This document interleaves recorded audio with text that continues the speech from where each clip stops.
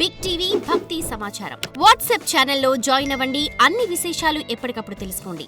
నమస్కారం సద్గురు. ప్రకృతి ఇంకా పురుష అంటే ఏంటి? ఇవి పురుష ఇంకా స్త్రీ స్వభావాలేనా? ప్రకృతి ఇంకా పురుష, దీని అర్థం ఏమిటంటే, ఈరోజు పురుష అనే పదం పురుషలింగాన్ని సూచించడానికి కూడా వాడుతున్నారు. పురుష అంటే పురుషుడు లేదా పురుష స్వభావం. ప్రకృతి అంటే స్త్రీ స్వభావం కాదు. సాధారణంగా దీని అర్థం నేచర్ అని. In general usage, it means nature. So, అంటే ద్వంద్వంలో మీకు చోటు లేదా?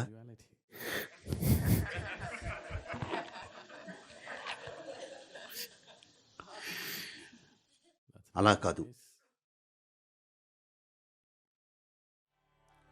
పురుష అనేది కారణం, ప్రధానమైన ప్రేరణ.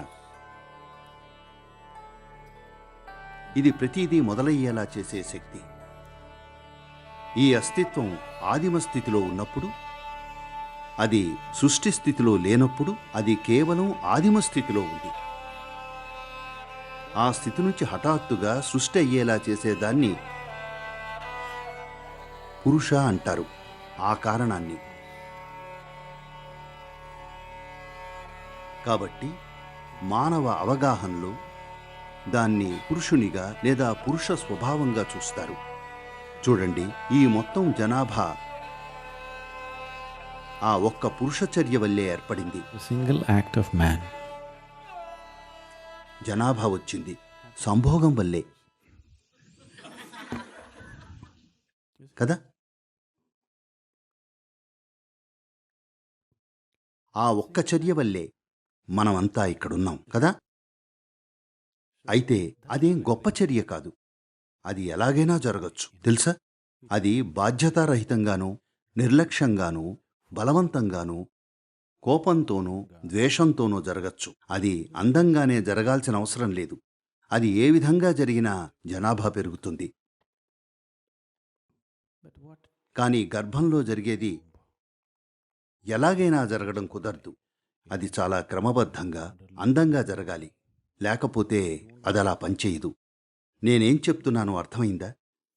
ఈ పురుష చర్య ఎలాగైనా జరగచ్చు. అది ఎలా జరిగినా గర్భంలో జరిగేది మాత్రం చాలా క్రమబద్ధమైన, అందమైన ప్రక్రియ. అది తప్పుగా జరిగితే, అది హింసాత్మకంగా జరిగితే, అది ఇంకేదో విధంగా జరిగితే జీవం పోసుకోవడం జరగదు. అందుకే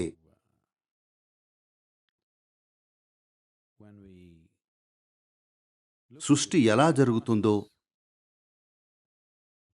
అనే ఈ ప్రాథమిక ప్రక్రియని చూస్తే, కేవలం ఒక్క ప్రక్రియలా కనిపించే ఆ ప్రక్రియను చూస్తే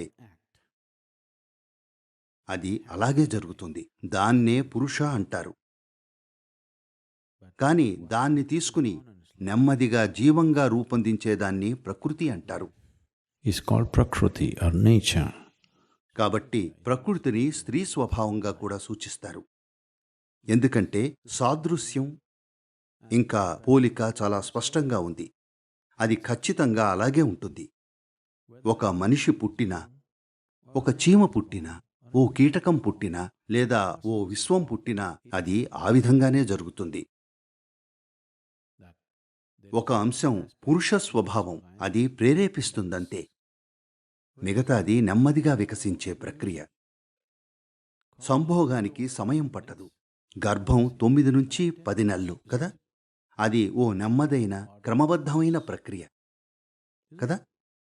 అది అస్తవ్యస్తంగా జరగడం కుదరదు. ఇది ఎలాగైనా జరగచ్చు, అవునా? ఇది ఎలాగైనా జరగచ్చు. అది ఎలాగైనా జరగదు. దానికో సౌందర్యం ఉంటుంది. Grace to it. సంభోగం చాలా బాధ్యతలేని రీతిలో జరగచ్చు. గర్భం, పిల్లల్ని కనడం అలా జరగలేదు కదా. కాబట్టి అంతర్ముఖులై ఈ సృష్టి ఎలా జరుగుతోందో చూస్తే మీకు ఈ విశ్వమంతా ఎలా జరుగుతోందో కూడా అర్థమవుతుంది. ఎందుకంటే అది వేరే విధంగా జరగడం లేదు. అది అదే విధంగా జరుగుతోంది. అందుకే ప్రేరణిచ్చేదాన్ని పురుష లేదా పురుష స్వభావం అంటారు.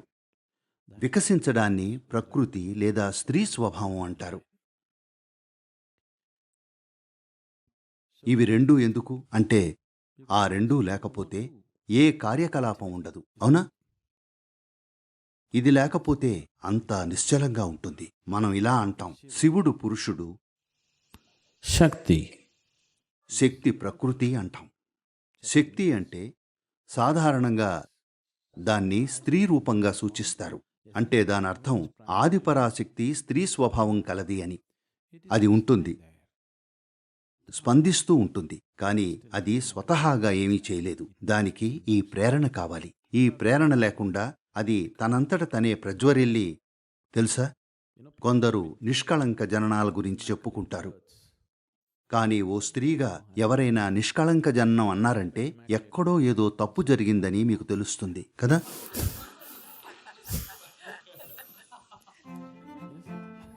చరిత్రలో ఇంకా ఈ రోజు కూడా చాలామంది స్త్రీలు అది నిష్కళంక జననం అని చెప్పుకున్నారు. ఓసారి ఇలా జరిగింది. ఓ ఉన్నత సమాజానికి చెందిన ఆవిడ తన 14 ఏళ్ల కూతుర్ని చెకప్ కోసం డాక్టర్ దగ్గరికి తీసుకెళ్ళింది. డాక్టర్ ఆ బాలికను పరీక్షించి మీ కూతురు గర్భవతి అన్నాడు. ఆవిడ, ఏమిటి, అది అసాధ్యం, అవకాశమే లేదు, మా పాప తను మొగాణ్ణి ముద్దు కూడా పెట్టుకోలేదు, అలా జరిగే అవకాశం లేదు. అవును, ఏం బుజ్జి, నిజమే కదా అంది. అవునమ్మా అంది.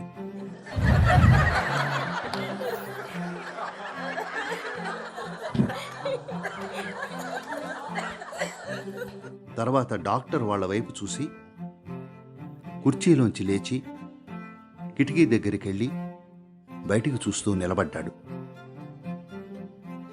అప్పుడు ఆవిడ, ఏమైంది డాక్టర్, ఏదైనా సమస్య, కిటికీలోంచి ఎందుకలా బయటికి చూస్తున్నారు అని అడిగింది. డాక్టర్, క్రితంసారి ఇలా జరిగినప్పుడు తూర్పున ఓ నక్షత్రం కనిపించింది అన్నాడు.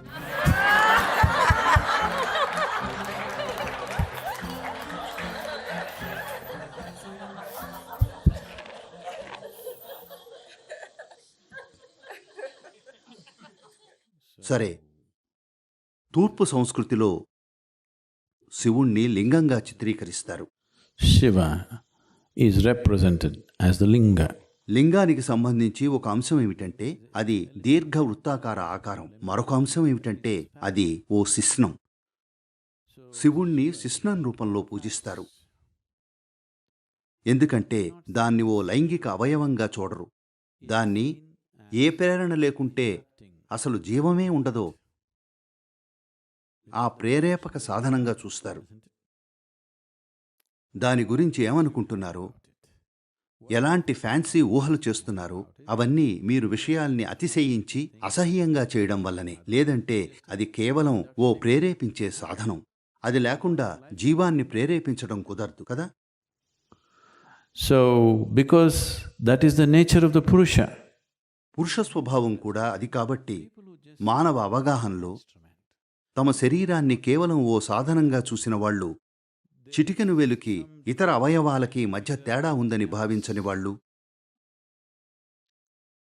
ఒకదాన్ని మరోదాని నుంచి భిన్నంగా చూడని వాళ్ళు, శరీరంలోని ప్రతి భాగాన్ని తమ చేతుల్ని చూసినట్టే చూసిన వాళ్ళు, అన్నింటినీ ఆ విధంగానే చూసిన వాళ్ళు ఎవరైతే ఉన్నారో వాళ్ళు భిన్నమైన వారు. వాళ్ళు అత్యంత సముచితమైన చిహ్నం శిశ్నం అని భావించారు. వాళ్ళు ఇతరుల మనసులో అశ్లీల ఆలోచనలు పుట్టిస్తున్నామని అనుకోలేదు. అర్థమైందా? వాళ్ళు అశ్లీలత గురించి ఆలోచించడం లేదు. వాళ్ళు శరీరాన్ని కేవలం ఓ సాధనంగా చూస్తున్నారు. దీన్ని ఎలా సూచించాలి అన్నప్పుడు వాళ్ళు శిశ్నం ఉత్తమమైన చిహ్నమని భావించారు. ఇప్పుడు మనుషుల ఆలోచనలు లైంగికతతో వక్రీకరించబడ్డాయి కాబట్టి ఇప్పుడు దాని గురించి అన్ని రకాల ఆలోచనలు చేస్తున్నారు. ఇది అర్థం చేసుకోవాలి. ఇది పూర్తిగా భిన్నమైన మనస్తత్వం నుంచి వచ్చింది.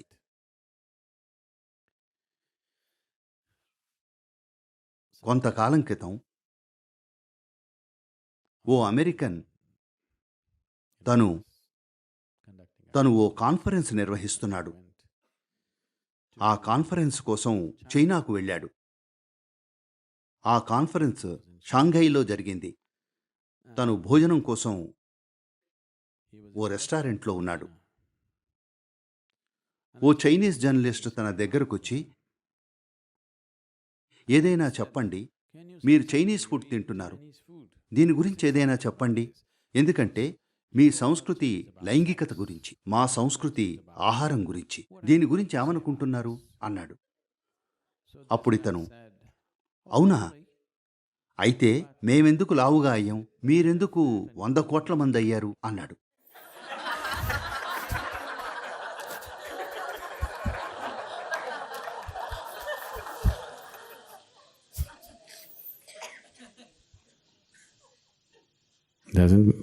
Doesn't work out, isn't it?